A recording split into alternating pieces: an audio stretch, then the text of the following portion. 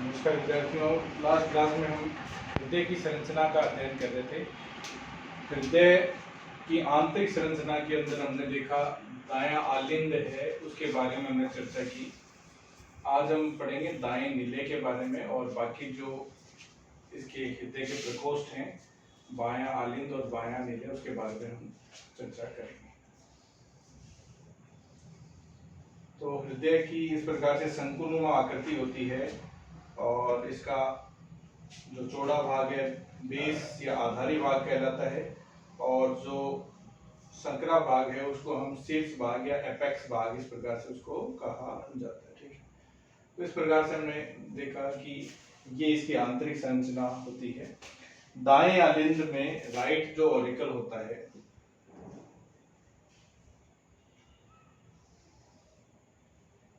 दायां जो आलिंद है, राइट ऑरिकल जो है, उसके अंदर महाशिराएं आकर खुलती हैं। वो पूरे शरीर से अशुद्ध रक्त लेके आती हैं। वो कहाँ लाकर छोड़ती हैं? राइट ऑरिकल, दाएं आलिंद के अंदर। ठीक है, तो ये जो चैम्बर होता है, इस चैम्बर के अंदर महाशिराएं आकर खुलती हैं। उन महाशिराओं के ऊपर एक वाल लगा होता है जिसको हम कहते हैं यूस्टेकिन वाल। ठीक है, जो इन शिराओं के अंदर जो रक्त है उसके आने को नियंत्रित करता है और उसके बैक फ्लो को यानी पुनः वापस प्रवाह को रोकता है। ठीक है, इसके बाद में हमने एक चर्चा की थी कि जो दोनों आलिंद, राइट ऑरिकल और लेफ्ट ऑरिकल, इनके बीच में जो सतह है, इनको जो विभक्त करने वाली, अलग करने वाली जो पट्टिका है, पट है, उसको हम अंतरा आलिंद पट कहते हैं। ठीक है, क्या बोलते हैं? दोनों आलिंदों के मध्य अंतरा आलिंद पट कहते हैं। इस अंतरा आलिंद पट पे एक दबा हुआ स्थान पाया जाता है जिसको हम क्या बोलते हैं? Fossa ovalis. ठीक है, ये दबा हुआ सा स्थान होता है जिसको हम बोलते हैं फोसा ओवेलिस। ये जो फोसा ओवेलिस है, ये भ्रूणीय अवस्था के फोरामेन ओवेलिस का एक अवशेष है। ये ध्यान में रखना है, इंपॉर्टेंट चीज है। फोसा ओवेलिस फोरामेन ओवेलिस का अवशेष होता है। फोरामेन ओवेलिस क्या होता है? दोनों ऑरिकल के मध्य, दोनों आलिंदों के मध्य भ्रूणीय अवस्था में एक छिद्र होता है। अंतरा आलिंद पट पे एक छिद्र पाया जाता है जिसको हम फोरामेन ओवेल कहते हैं। जन्म के तुरंत पश्चात ये छिद्र बंद हो जाता है। ठीक है, और ये एक अवशेष के रूप में रहता है जिसे फोसा ओवेलिस कहा जाता है। ठीक है, अब आलिंद और नीले, दाएं आलिंद और दाएं नीले, ये राइट वेंट्रिकल हो गया। इसके मध्य भी जो छिद्र होता है, उस छिद्र के ऊपर एक कपाट पाया जाता है। उस कपाट को हम क्या बोलते हैं? ट्राइकस्पिड वाल। तो ये यहां तक हमने इसको देख लिया था, इसे बाएं आलिंद के बारे में। तो हमने दो कपाट जो है वो देखे, एक तो यूस्टेकियन वाल है और एक है ट्राइकस्पिड वाल। यूस्टेकियन वाल और एक है ट्राइकस्पिड वाल। ठीक है, इन दोनों के बारे में हमने देखा। इस आलिंद नीले छिद्र के ऊपर जो कपाट पाया जाता है उसको हम क्या बोलते हैं? ट्राइकस्पिड वाल्व कहते हैं। ठीक है, अब हम पढ़ते हैं राइट वेंट्रिकल। राइट वेंट्रिकल जो है ये हृदय का एंटीरियर बॉर्डर बना रहा है। ठीक है, आगे का भाग ये एंटीरियर बॉर्डर इसी प्रकार से स्थित होता है, तो ये एंटीरियर बॉर्डर बनाता है। राइट जो वेंट्रिकल है, जो दायां नीले है, ये पूरा एपेक्स तक नहीं होता। एपेक्स में सिर्फ और सिर्फ कौन सा भाग होता है? सिर्फ बायां नीले ही होता है। बायां नीले क्या होता है? इसको पूरे शरीर के अंदर ब्लड को फ्लो करना होता है, यानी इसका आकार क्या होगा? थोड़ा बड़ा होगा बजाय कि इसके। इसलिए ये बायां नीले जो है वो पूरा एपेक्स में रहता है, दायां नीले एपेक्स भाग के अंदर नहीं होता। यानी शीर्ष भाग में सिर्फ कौन सा रहता है? बायां नीले ही रहता है, दायां नीले यहां तक ही सीमित रहता है। ठीक है, अब देखिए, एक तो इनके अंदर इस प्रकार से मांसपेशियां पाई जाती हैं इसके अंदर। इन मांसपेशियों को हम बोलते हैं, कौन सी मांसपेशियां? पेपिलरी मांसपेशियां। कौन सी मांसपेशियां कहते हैं? पेपिलरी मसल्स को कहा जाता है। ये होती हैं पेपिलरी मसल। और ये जो मसल्स हैं, ये एक तंतुनुमा संरचनाओं के द्वारा इस प्रकार से यहाँ इस अंतरा जो आलिंद नीले जो पट है उसके द्वारा यहाँ पे जुड़ी हुई रहती हैं। और इन तंतुओं को हम क्या बोलते हैं? कॉर्डी टेंडिन। कॉर्डी टेंडिनी, ठीक है, इनको हम कहते हैं कॉर्डी टेंडिनी, जो पेपिलरी मसल्स और आलिंद नीलेपट को जोड़े हुए रखती है, ठीक है। इसके अतिरिक्त ये जो वाल है, यानी जो अंतरा नीलेपट है और ये जो लेटरल वाल है, इनके मध्य भी मेम्ब्रेनस कॉर्ड जो है वो पाई जाती हैं, ताकि ये नीले के अत्यधिक फैलाव को नियंत्रित रखती है, कि भाई कितना फैलना नीले को उतना ही फैलने देती है, अत्यधिक फैलाव को नियंत्रित करती है। मेम्ब्रेनस कॉर्ड पाई जाती है इन दोनों भित्तियों के मध्य, इन जो दोनों वाल्स है इन दोनों के मध्य मेम्ब्रेनस कॉर्ड पाई जाती है, ठीक है। तो ये हो गया आपका राइट वेंट्रिकल भाग। कौन सा? Right ventricle. देखो इसमें क्या आपको ध्यान में रखना है, राइट वेंट्रिकल जो है ये जो नीले है, ये इसकी जो लेटरल वाल है ये आगे का पोर्शन बना रही है इसका, ये जो है हृदय का जो एंटीरियर बॉर्डर है उसका निर्माण करती है, ठीक है। ये जो राइट वेंट्रिकल है ये पूरा नीचे तक नहीं होता है, एपेक्स भाग तक नहीं होता, यहाँ तक ही रहेगा। एपेक्स भाग के अंदर सिर्फ और सिर्फ कौन सा है? बायां नीले ही पाया जाएगा। ये जो बायां नीले है यही एपेक्स भाग में होता है, दायां नीले सिर्फ यहाँ तक ही सीमित रहता है, ठीक है। इस नीले की एक तो ये भित्ति हो गई और एक हो गई ये पार्श्व भित्ति लेटरल भित्ति, और एक के अंतरा नीले भित्ति या अंतरा नीले पट, इन दोनों के मध्य भी कॉर्ड्स पाए जाते हैं, मेम्ब्रेनस कॉर्ड पाए जाते हैं, जो कि इसके अत्यधिक फैलाव को रोकते हैं, यानी इनके मध्य भी इस प्रकार से कॉर्ड्स होंगे। साथ ही साथ इसकी भित्ति में क्या पाई जाती है? इसकी जो आंतरिक भित्ति है वहां पे पेपिलरी मसल्स पाई जाती हैं, ये जो दिख रही है आपको ये पेपिलरी मसल्स हैं। ये मसल्स कॉर्डी टेंडिनी की सहायता से कहां से पे जुड़ी हुई रहती हैं? इस वाल के चारों तरफ ये जो अंतरा आलिंद नीले पट है उससे ये जुड़ी हुई रहती है, और ये भी क्या और स्ट्रेचिंग से इसको बचाती है, ठीक है। आगे बात सुनिए, यहां से निकलता है एक एओर्टा, ठीक है, जिसको हम क्या कौन सा बोलते हैं? पल्मोनरी एओर्टा बोलते हैं, यानी ये पल्मोनरी आर्टरी जो है वो यहां से निकलती है इसके अंदर से, और उस आर्टरी का जो छिद्र है, ये पल्मोनरी आर्टरी का छिद्र है, उस छिद्र पर भी कुछ कपाट पाए जाते हैं, 3 अर्धचंद्राकार कपाट पाए जाते हैं, ठीक है। इस आर्टरी के ऊपर, ये पल्मोनरी आर्टरी के ऊपर सेमील्यूनर यानी अर्धचंद्राकार कपाट पाए जाते हैं। कितने होते हैं इसे? क्या? 3 अर्धचंद्राकार कपाट जो है वो इस पर पाए जाते हैं, ठीक है। ये जाएगी यहां से, कहां जाएगी?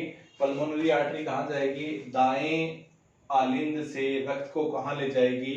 फेफड़ों में लेकर जाती है शुद्ध होने के लिए, क्योंकि इधर अशुद्ध रक्त हो रहा है, इसको शुद्ध करने के लिए कहां पे जाना है? इसको फेफड़ों में जाना है, तो ये किसके द्वारा जाएगी? Pulmonary artery. ये पल्मोनरी आर्टरी जा रही है और ये आगे जाके 2 में विभक्त हो जाएगी और फेफड़ों को जा रही है, ठीक है। इसको एक बार मैं मिटा देता हूं, ठीक है। इस आर्टरी के, इस पल्मोनरी आर्टरी के इसके ऊपर 3 अर्धचंद्राकार कपाट पाए जाते हैं जो इसके बैक फ्लो को रोकने का काम करते हैं, ठीक। तो ये पल्मोनरी आर्टरी जो है उसके ऊपर स्थित होती है। पल्मोनरी आर्टरी जो दाएं आलिंद से निकल रही है उसके ऊपर 3 अर्धचंद्राकार कपाट पाए जाते हैं, ठीक। इसका भी ध्यान में आपको रखना है। तो ये इसमें मोटी मोटी बातें ध्यान में रखनी है कि ये इसका इंटीरियर बॉर्डर बना रहा है, ठीक है, पूरा शीर्ष भाग तक नहीं होता है। इसमें क्या पाई जा रही है? मेम्ब्रेनस कॉर्ड हैं जो कि और एक्सटेंशन से बचाते हैं, पेपिलरी मसल हैं, कॉर्डी टेंडिनी है। इससे जो आर्टरी निकल रही है उसको पल्मोनरी एओर्टा या पल्मोनरी आर्टरी हम कह रहे हैं, और वो पल्मोनरी आर्टरी के ऊपर इसकी जो ओपनिंग है उसके छिद्र के ऊपर 3 अर्धचंद्राकार कपाट यहाँ पे पाए जाते हैं, ठीक है। सिंपल सी बात है। अब हम पढ़ते हैं लेफ्ट ऑरिकल के बारे में, दायां आलिंद। तो वही है, दायां आलिंद भी उसी प्रकार से बायां आलिंद की तरह इसकी बजाय कुछ अपेक्षाकृत बड़ा होता है ये, और इसके अंदर 4 से 7 के समूह में यहाँ पे आकर क्या खुलती हैं? पल्मोनरी वेन पल्मोनरी शिरा इसके अंदर आकर यहाँ पर खुलती हैं, जो कहाँ से आ रही हैं, ये फुफ्फुस से, लंग से आ रही है। लंग से शुद्ध रक्त लेके कहाँ से आ रही हैं, ये लंग से, और यहाँ पे आकर ये खुलती हैं किसमें, राइट ऑरिकल में, सॉरी लेफ्ट ऑरिकल में, बाएं आलिंद के अंदर ये आकर खुलती, ठीक है। पल्मोनरी वेन्स यहाँ पे आकर खुलती है। और इसका भी दाएं आलिंद के भी दो भाग है। मुख्य भाग साइनस कहलाता है, जिसके अंदर ये पल्मोनरी शिरा कहलाती है, और ये यहाँ पे ऐसे नीचे का जो भाग है ये कहलाता है अपेंडिक्स। इस अपेंडिक्स भाग के अंदर मस्कुलोपेक्टिनी या पेक्टिनेट मसल्स पाई जाती हैं इस छिद्र के चारों ओर। और यहाँ पे ये जो छिद्र पाया जा रहा है, कौन सा, बायां आलिंद नीले छिद्र, बायां आलिंद नीले छिद्र, उस पे भी एक कपाट पाया जाता है। इस कपाट को हम कौन सा कपाट कहते हैं, बाइकस्पिड वाल, बाइकस्पिड कपाट, ठीक है। तो दाईं तरफ तो कौन सा है, ट्राइकस्पिड, और बाईं तरफ कौन सा है, बाइकस्पिड। बाईं ओर बाइकस्पिड, बाईं ओर कौन सा है, बाइकस्पिड, दाईं ओर कौन सा है, ट्राइकस्पिड। किन के मध्य, अंतरा आलिंद निलय के मध्य, आलिंद निलय के मध्य, अंतरा आलिंद सॉरी आलिंद निलय जो पट है उसके ऊपर जो छिद्र पाया जाता है, बाईं ओर उस छिद्र पे कौन सा कपाट है, बाइकस्पिड, और दाईं ओर कौन सा था, हमने पढ़ा ट्राइकस्पिड वाल है, ठीक है। तो ये दो वाल तो ऐसे ध्यान हो गई। इसके अलावा हमने और कौन सा पढ़ा है, एक यूस्टेकियन वाल पढ़ा है, एक ये अर्धचंद्राकार कपाट है। यूस्टेकियन कहाँ पे खुल रहे हैं, सिराओं के ऊपर, जो महाशिराएं हैं बाएं सॉरी दाएं आलिंद में आके खुलती हैं, वहां पे होता है, ठीक है। तो अपेंडिक्स भाग के जो है वो किसके अंदर खुल रहा है, बाएं नीले के अंदर खुल रहा है, और इसके ऊपर आलिंद नीले पट है, उसका जो छिद्र है उस पे कौन सा वाल पाया जाता है, बाइकस्पिड वाल पाया जाता है, ठीक है। इसके बाद में हम आगे पढ़ते हैं बाएं नीले के बारे में। बायां नीले ये जो हृदय का सबसे बड़ा, एक प्रकार से हम कह सकते हैं कंपार्टमेंट या कक्ष से सबसे बड़ा कौन सा होता है, बायां नीले। तो ये भी ध्यान रखना आपको, सिंपल सी बात आपको देखने में पता ही लग रहा है। और ये जो है पूरा एपेक्स भाग को यही घेरे हुए रहता है। एपेक्स भाग में सिर्फ क्या पाया जाता है, बायां नीले। तो ये भी थोड़ा सा एक बार इसको आप जैसे ही आप इसकी एनाटॉमी आप देख लेंगे तो आपको पता लग जाएगा कि देखो एपेक्स भाग ये कौन सा भाग है, ये तो बेस भाग था, ये एपेक्स भाग है। एपेक्स भाग में कौन सा है, सिर्फ और सिर्फ बायां नीले ही उपस्थित होता है, ठीक है। तो ये भी थोड़ा सा एक बार ध्यान में रखना कि हृदय के एपेक्स भाग में स्थित होता है कौन सा कक्ष स्थित है, चारों के नाम दे दिए तो आपको ध्यान में होना चाहिए कौन सा है, बायां नीले ही स्थित होता है। इसमें भी वही चीजें, पेपिलरी मसल्स हैं,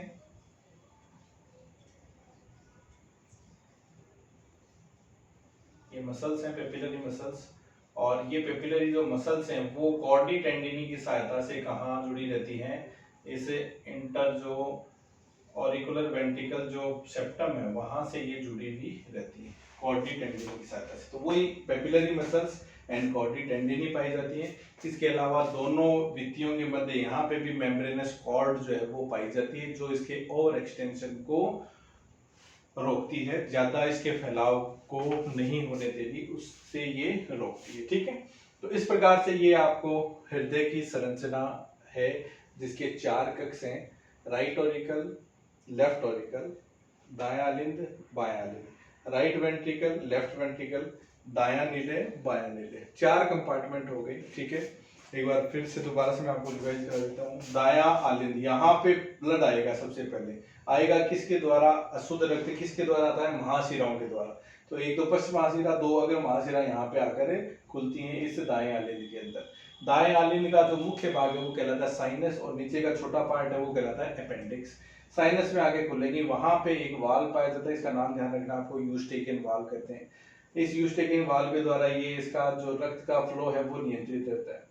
फिर कहाँ जाएगा ये रक्त, इधर आएगा, कहाँ, यहाँ से कहाँ जाएगा, यहाँ पे, यहाँ दाएं जो नीले के अंदर रक्त पहुंचता है। इसकी आंतरिक संरचना देखें तो इसमें पेपिलरी मसल्स, कॉर्डी टेंडिनी, मस्कुलस जो कॉर्ड हैं वो इसके अंदर पाई जाती हैं, ठीक है। यहाँ से रक्त जाएगा कहाँ पे, फेफड़ों को, किसके द्वारा, पल्मोनरी आर्टरी के द्वारा, और उस पल्मोनरी आर्टरी के ऊपर उसके छिद्र पे 3 अर्धचंद्राकार कपाट इसमें पाए जाते हैं। लंग से फिर कहाँ आएगा, फेफड़ों से वापस शुद्ध होकर रक्त कहाँ पहुंचेगा, बाएं आलिंद के अंदर पहुंचेगा। बाएं आलिंद का भी मुख्य भाग साइनस है, छोटे नीचे वाला भाग अपेंडिक्स कहलाता है। बाएं जो आलिंद के अंदर ये पल्मोनरी वेन्स 4 से 7 के समूह में खुलती हैं। 4 से 7 पल्मोनरी वेन्स यहाँ पे आकर खुलती हैं और ये जो है शुद्ध रक्त जो है वो फेफड़ों से लेके आती हैं। ठीक है, इसके बाद में ये आएगा यहाँ पे बाएं नीले के अंदर। बाएं नीले में वही चीजें हैं, आपके पेपिलरी मसल्स हैं, कॉर्डी टेंडिनी है, मस्कुलस कॉर्ड है। यहाँ से रक्त कहाँ जाएगा, एओर्टा के माध्यम से। ये जो है महाधमनी के द्वारा ये पूरे शरीर को वितरित कर दिया जाता है। इस महाधमनी के ऊपर भी 3 अर्धचंद्राकार कपाट पाए जाते हैं। ठीक है, तो हृदय से जो महाधमनियां निकल रही हैं वहां उसके ऊपर, भले वो पल्मोनरी एओर्टा हो या एओर्टा हो, उनके ऊपर कौन से वाल पाए जा रहे हैं, सेमील्यूनर अर्धचंद्राकार कपाट जो है वो उनके अंदर पाए जाते हैं। ठीक है, तो ये एक हृदय की संरचना है कि आंतरिक संरचना किस प्रकार की होती है। ठीक, अब बात करें इसकी भित्ति की। हृदय की जो भित्ति है उस भित्ति के अंदर 3 परतें पाई जाती हैं। हृदय की भित्ति के अंदर 3 परतें पाई जाती हैं। वो परतें कौन कौन सी होती हैं, उनके बारे में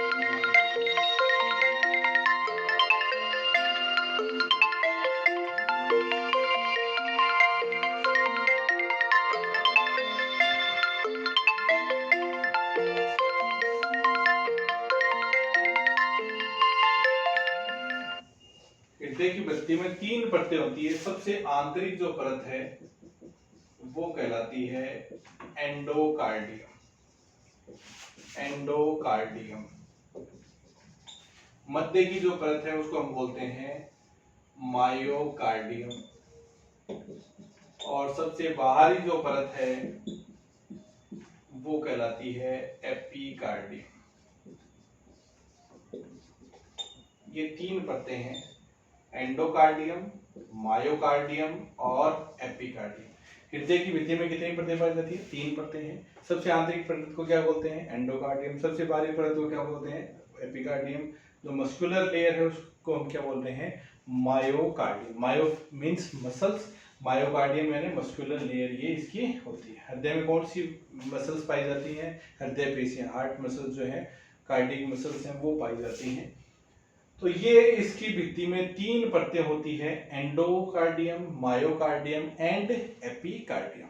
और हृदय के उसके बाद में एक और परत घेरे हुए रहती है जिसका नाम मैंने अभी बताया था आपको। कौन सी परत है, पेरिकार्डियम। कौन सी होती है, पेरिकार्डियम। और पेरिकार्डियम की जो सबसे आंतरिक जो झिल्ली होती है वो इससे एकदम चिपकी हुई रहती है, किससे, एपिकार्डियम से चिपकी हुई रहती है। तो ये 3 इसकी भित्ति में 3 परतें पाई जाती हैं, एंडोकार्डियम, मायोकार्डियम एंड एपिकार्डियम। ठीक है, तो ये हो गया आपका हृदय के बारे में कि हृदय जो है वो किस प्रकार से उसकी जो संरचना होती है, आंतरिक संरचना, उसके बारे में हमने देखा। अब एक बार वापस मैं आपको पुनः हृदय के बारे में आपको बताता हूं। देखो, क्योंकि ये मुख्य अंग है, शंकुनुमा अंग होता है। ये शंकुनुमा इसका आकार होता है। कहाँ स्थित होता है, ये इस प्रकार से यहाँ पे मध्य मीडिया स्टेनल स्पेस में, और यहाँ पे इस प्रकार से ये स्थित होता है। ठीक है, इस प्रकार से ये स्थित होता है। ये एंटीरियर बॉर्डर है, पोस्टीरियर बॉर्डर है, उधर वाली जो मीडियल सरफेस, लेटरल सरफेस, ये कहलाती है। ठीक है, इस प्रकार से ये स्थित होता है। और ये जो है सेकंड जो रिब है वहां से लेके और 6th रिब तक होता है। सेकंड रिब से लेके और 6th रिब तक ये स्थित होता है। ठीक है, सेकंड रिब से लेके 6th रिब तक ये स्थित होता है। इसकी स्थिति का ध्यान रखना है। और वैसे अगर पूछे तो दोनों फेफड़े हैं, उनके मध्य का जो मिडल मीडिया स्टेनल पार्ट है उसके भी वेंट्रल भाग में ये स्थित होता है। ठीक है, अब इसको देखें तो ये किस प्रकार, किस आकार का है, लगभग इस प्रकार से शंकुनुमा आकृति का है। शंकुनुमा आकृति का ये होता है इस प्रकार से। और इस प्रकार का शंकुनुमा आकृति का ये होता है। ये जो चौड़ा भाग है वो बेस कहलाता है, संकड़ा भाग क्या कहलाता है, एपेक्स कहलाता है। और इसमें जो है ग्रूव्स पाई जाती हैं। ये जो लॉन्गिट्यूडनल ग्रूव हो गई, सॉरी ये तो लॉन्गिट्यूडनल, एंटीरियर लॉन्गिट्यूडनल, पीछे की तरफ पोस्टीरियर लॉन्गिट्यूडनल, और ये ट्रांसवर्स ग्रूव होगी। ये क्या होगी, ट्रांसवर्स ग्रूव। और ये ग्रूव इसको 4 भागों में बांट देती हैं। कौन कौन से भाग हैं आपके, दायां आलिंद, दायां बायां आलिंद, और ये हो गया दायां निलय, और ये हो गया बायां निलय। ठीक है। इस दाएं आलिंद के अंदर महाशिराएं आकर खुल रही हैं।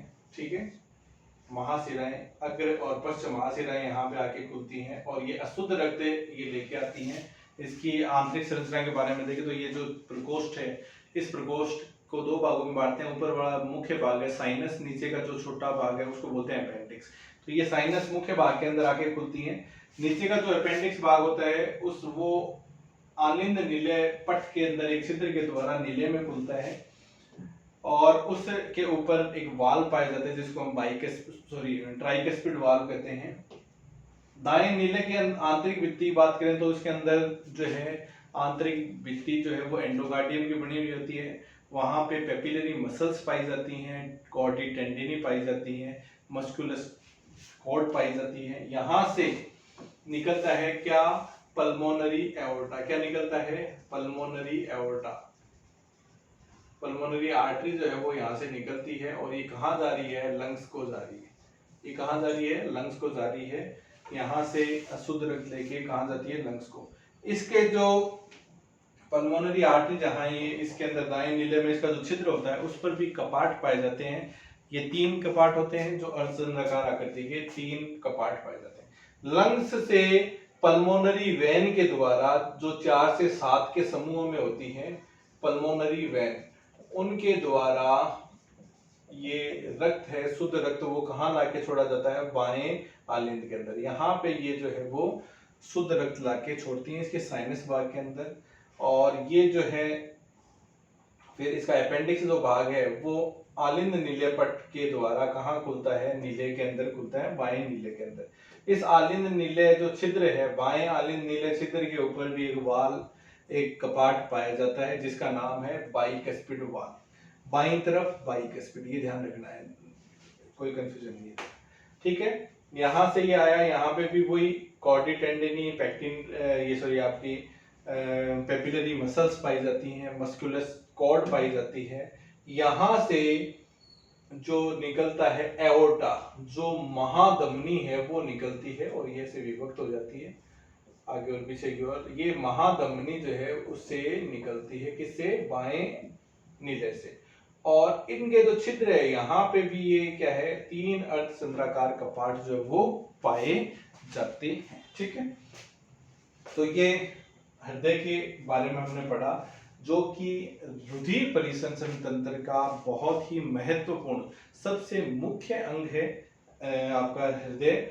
और ये जो है पूरे ब्लड के, पूरे शरीर के अंदर रक्त के, ब्लड के परिसंचरण का, उसको पंप करने का कार्य करता है। तो ये एक मोटर है, एक प्रकार से हम कहें एक पंप है जो पूरे शरीर के अंदर रक्त को फेंकता है, एक प्रकार से रुधिर वाहिनियों के द्वारा पूरे शरीर के अंदर ब्लड की सप्लाई करता है। और ब्लड के साथ साथ क्या जाते हैं, जो इंपॉर्टेंट न्यूट्रिएंट होते हैं, जो पोषक तत्व होते हैं, ऑक्सीजन होती है, वो सभी कोशिकाओं तक पहुंचाई जाती है ताकि उनको पोषण मिल सके, उनको ऑक्सीजन मिल सके। ठीक है, और वहां से जितने भी उत्सर्जी पदार्थ होते हैं, CO2 होती है, नाइट्रोजनस सब्सटेंसेस होते हैं, उनको वापस ये कैरी करता है, वापस लाता है और उत्सर्जी अंगों तक पहुंचाता है। जैसे CO2 को लंग्स तक पहुंचा देगा, और आपके जो नाइट्रोजनस सब्सटेंसेस हैं उनको कहाँ पे पहुंचा देता है, किडनी के द्वारा बाहर उनको निकालने का, जो उत्सर्जन का प्रयास करता है।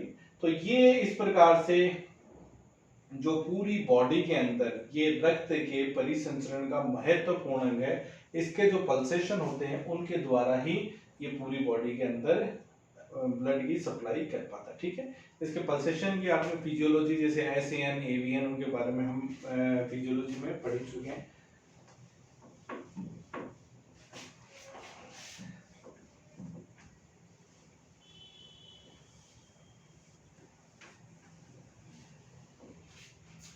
अब हम पढ़ते हैं रुधिर वाहिनियों के बारे में, ब्लड वेसल्स।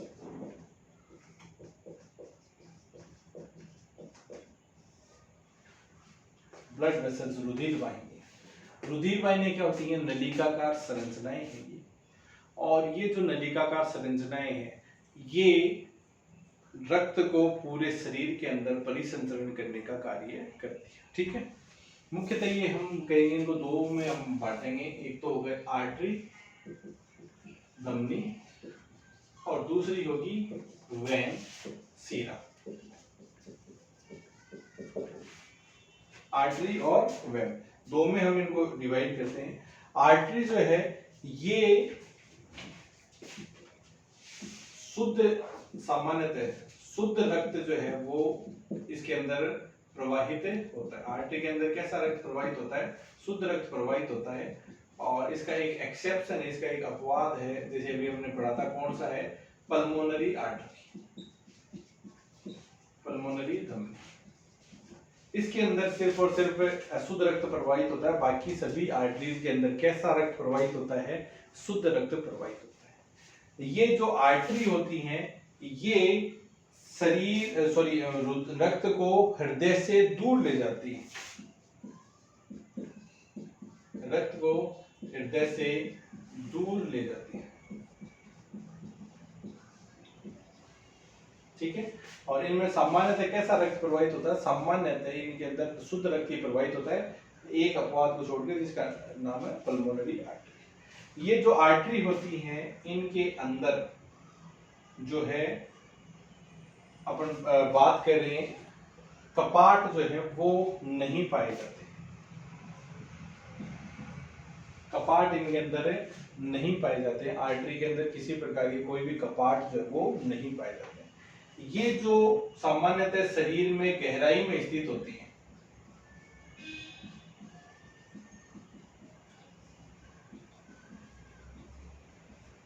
ये सामान्यतः शरीर में गहराई में स्थित होती है। जो अपने को ऊपर जो ब्लड वाहिकाएं जो दिख रही हैं, रक्त वाहिकाएं दिख रही हैं, ये सारी की सारी कौन सी हैं? वेन्स है, न कि आर्टरी। आर्टरी जब भी स्थित होगी ये सामान्यतः क्या होती है?